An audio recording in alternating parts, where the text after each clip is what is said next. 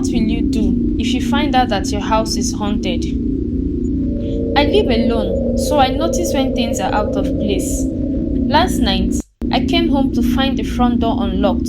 I was sure I locked it that morning, but I brushed it off. Maybe I was rushing. Then, I noticed something else, a cup of coffee on the table.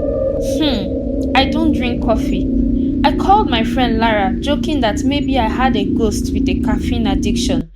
She laughed and told me to get some sleep. This morning, I woke up to the smell of bacon and eggs in my kitchen. My plate was steaming hot, perfectly made. I stared at it, heart racing. I checked every lock, every window. Nobody was there.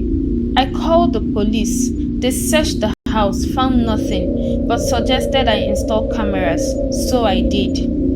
At night, I pretended to sleep. By 3:17 a.m., my phone buzzed, a motion detected in the kitchen. I opened the app and watched in silent horror. There was a man standing by the fridge, wearing my robe, calmly pouring himself orange juice. He looked at the camera and waved. Then he walked to the front door, opened it, and left. By morning, the police came and reviewed the footage. We will try to ID him, they said. But here's the thing. What? I asked. They paused. There was no record of him ever entering the house. I changed the locks. I had to get top of the line security. I bolted every window shut. Well, so I thought. That night, I couldn't sleep. Every creak made my skin crawl.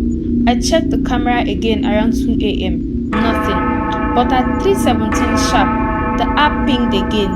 Motion detected. Kitchen. My hands trembled as I opened the live feed. The man was back. Only this time, he wasn't alone. There was a second figure, a woman. Her face looked scary, even scarier than his. She sat silently at the table as he prepared 2 plates of food. He poured juice, sat across from her, and they both looked straight into the camera.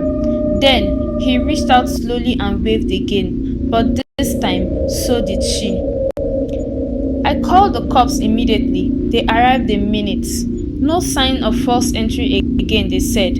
But here's the part I can't explain. One of the officers pulled me aside. There's something weird, he said. The woman in the footage, what about her? I asked. She matched the description of a woman reported missing in this house. I stared at him. That's impossible, I whispered. I only moved in 3 months ago. He looked me dead in the eyes. She disappeared 3 months ago to this day. I couldn't sleep. My mind was spinning in 1,000 directions. Who were they?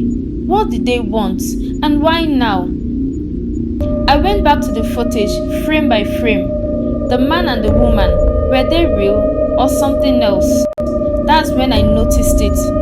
In the background of the footage, on the far wall of my kitchen, a reflection, a third figure, a child, a little girl. She was standing there, watching, silent, still. I zoomed in and enhanced the image. The child's face was clear, my own. But I don't have a daughter. I don't have any kids. I called the police again. This time, I was very desperate. They arrived, reviewed the footage. They didn't say much this time. But as they left, the officer pulled me aside again. We need to talk, he said quietly. He showed me a file. The missing woman, the man in the robe, and the little girl. All 3 family members who vanished from this house months ago. Neighbors whispered rumors. A family torn apart by tragedy, swallowed by the house's dark past, suddenly feeling like a trespasser. That night, I decided to leave.